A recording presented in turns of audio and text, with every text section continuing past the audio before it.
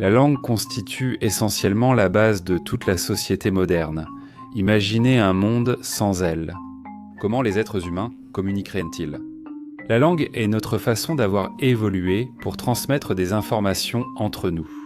Et cela a à son tour abouti à la création d'alphabets écrits, de symbolismes et de presque toutes les informations que vous et moi interprétons au quotidien.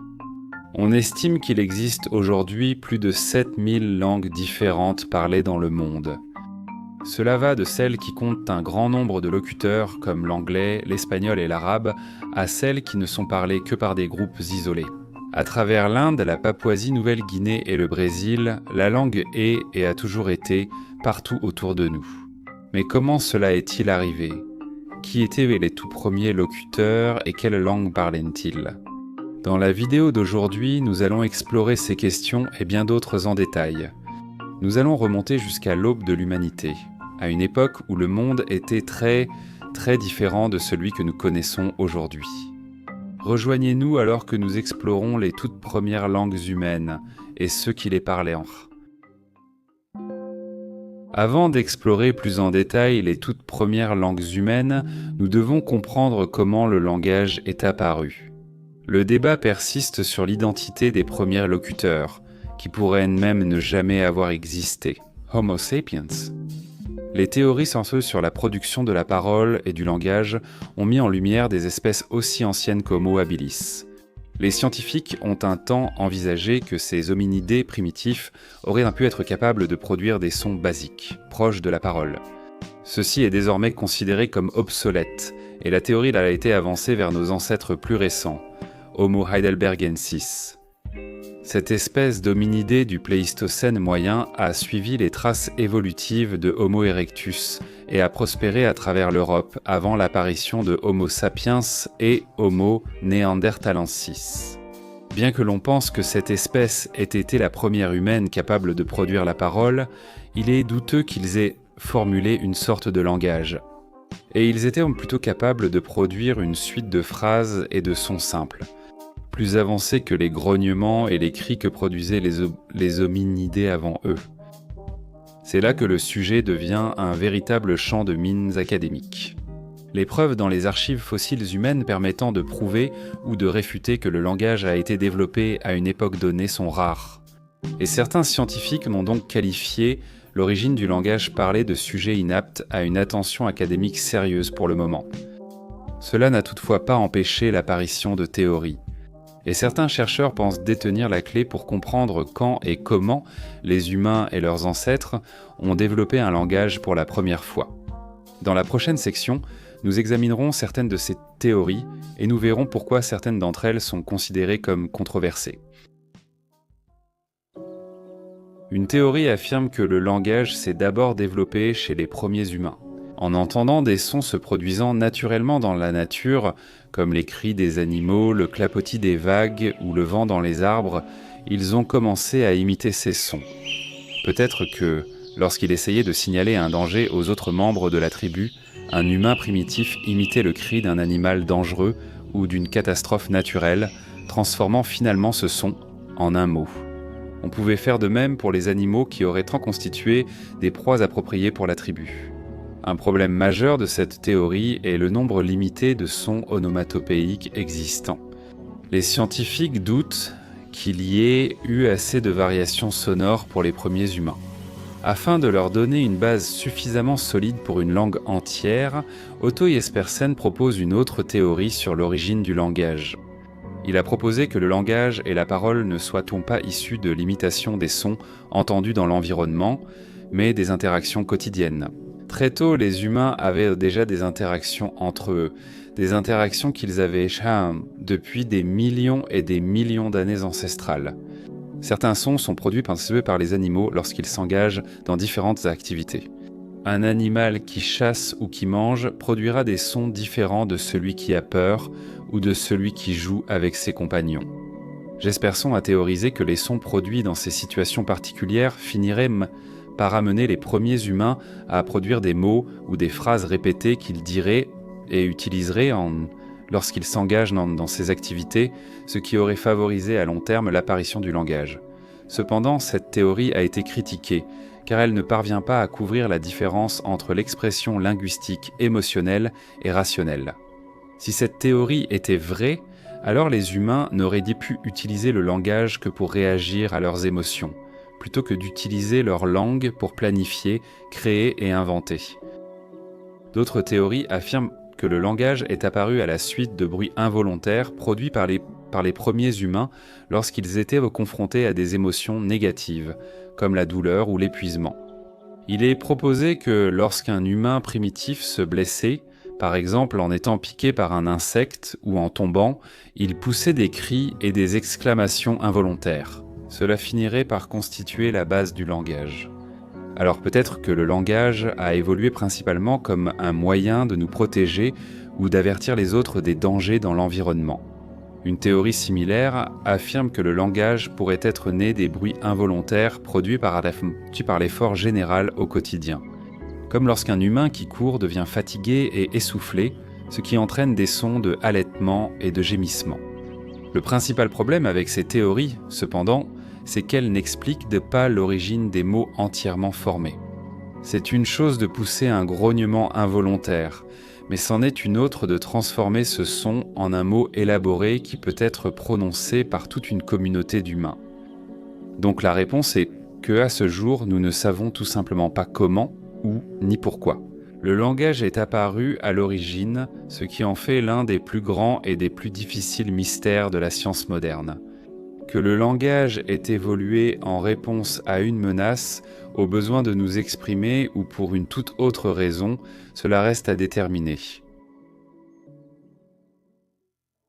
Nous avons donc exploré les théories sur l'origine du langage, mais quelles sont, s'il y en a, les propositions concernant la toute première langue parlée par les êtres humains ? La langue, ou le groupe de langues considéré comme l'ancêtre de toutes celles parlées aujourd'hui, est connue sous le nom de proto-sapiens ou langue proto-humaine. C'est une idée spéculative et sans système d'écriture, nous n'avons aucun moyen réel de connaître ne serait-ce qu'un seul mot de cette langue ou de ces langues. Ce qui rend la chose encore plus frustrante pour les scientifiques qui étudient ce concept. On pense que le proto-sapiens est apparu quelque part au Paléolithique moyen comme la première langue pleinement formée qui allait au-delà des simples paroles, sons et phrases. Cela signifierait qu'elle a été parlée pour la première fois il y a entre 10 000 et 26 000 ans. Certains scientifiques ont proposé que le proto-sapiens reposait sur un système très complexe de production de consonnes qui aurait pu impliquer la répétition de sons de claquements. On les retrouve dans certaines langues d'Afrique de l'Est et d'Afrique australe. Aujourd'hui, certains ont essayé de reproduire et d'imiter cette langue, mais cela a été accueilli avec ce scepticisme par la communauté scientifique, qui propose que nous ne pouvons pas savoir avec certitude à quoi cette langue pouvait ressembler sans preuve directe, ce qui est presque impossible à obtenir. Mary Roulin, un linguiste américain, a été l'un des premiers à tenter de proposer certains mots dans une langue ancienne, sur la base de ce que nous savons déjà des langues anciennes existantes. En utilisant des langues anciennes provenant d'Afrique, d'Asie et d'Europe, Roulin a proposé ce qui suit. Q aurait été le premier mot utilisé pour le mot moderne, qui. Mahagé a été traduit par le mot moderne, quoi. Aqua, ça a été traduit par le mot moderne, eo, somme par cheveux et kuna par odeur. De nombreux linguistes ultérieurs ont rejeté les tentatives de Roulin pour déchiffrer le proto-sapiens, et les études sur les langues anciennes restent à ce jour controversées. À partir du proto-sapiens, de très nombreuses langues allaient évoluer, alors que les gens migraient à travers le monde et commençaient à former des colonies, des tribus et, finalement, des civilisations. La façon dont ils parlaient s'est adaptée en fonction de l'évolution de leur technologie et de leur mode de vie. Certaines des premières phrases complexes ont probablement été prononcées autour de feux de camp, à l'entrée des grottes, alors que le soleil disparaissait derrière l'horizon, les membres de la tribu murmurant des récits des années passées. Les histoires sont devenues en mes mains des légendes qui ont été transmises de génération en génération, ce qui a finalement donné naissance au premier panthéon et micro-religion du monde. Dans les années suivantes, la religion jouerait un rôle clé dans le développement du langage, avec des concepts, des mythes et des textes religieux abritant toute une série de nouveaux termes et expressions. À mesure que les premières civilisations commençaient à se former, l'écriture fut inventée, et pour la première fois, les gens purent préserver leur langue pour les générations futures. D'après l'âge des textes retrouvés sur des sites archéologiques à travers le monde, les toutes premières langues enregistrées furent dans le sumérien, l'élamite, l'égyptien ancien, le chinois ancien, le hittite, ainsi que les hiéroglyphes et symboles utilisés par les anciens mayas. Les Mésopotamiens antiques furent bientôt les premiers à enregistrer leur langue ainsi, utilisant tablettes, écritures et jetons pour consigner des informations. Certaines nations adoptaient leur langue sous forme d'images, gravées sur de grands monuments, comme ceux que nous voyons de l'Égypte ancienne. Tandis que d'autres commenceraient à enregistrer certains des premiers alphabets, comme ceux produits par les anciens Grecs et les Phéniciens. De nombreuses langues actuelles descendent directement de leurs formes anciennes. Et à travers le monde, certains descendants des citoyens des civilisations les plus anciennes de la planète parlent une version à peine modifiée de leur forme originale. Cela inclut des langues comme le grec, l'hébreu, le mandarin et le tamoul. Cela ne veut certainement pas dire que la langue n'évolue pas. L'introduction de nouveaux concepts, technologies et découvertes a propulsé de nouveaux mots sur le devant de la scène, avec de plus en plus de mots ajoutés au dictionnaire de différentes langues au fil des années. Au premier jour du progrès humain, la langue s'est répandue à travers le globe. Grâce au commerce, à la guerre et à la migration, les peuples anciens pouvaient échanger leur culture et leur mode de vie avec leurs voisins ou leurs adversaires. C'est pourquoi les pays voisins ont souvent des langues qui se ressemblent beaucoup de nos jours. L'anglais, par exemple, a emprunté des centaines de mots au français. En raison des interactions, des guerres et des échanges culturels entre les deux nations au fil des siècles, l'Angleterre étant située juste de l'autre côté de la Manche par rapport à la France. L'invention d'Internet a accéléré le développement de la langue à l'infini de nos jours. Et il est probable que cela continuera encore longtemps dans le futur. Qui sait ce que nous pourrions nous dire dans 100 ans ? C'est ironique d'une certaine manière que nous puissions déterminer l'apparence des animaux qui ont vécu il y a des centaines de millions d'années avec un grand degré de précision. Et pourtant, nous ne pouvons toujours pas déterminer exactement quand, où et comment notre propre espèce a été capable de produire le langage pour la première fois. À ce jour, l'origine du langage humain demeure l'un des plus grands mystères de toute la science biologique. Et il semble que nous ne soyons pas plus près de découvrir la source exacte de cette capacité spectaculaire qui c'est la nôtre. Il faudrait certainement une découverte miraculeuse pour pouvoir identifier l'origine du langage et de la parole.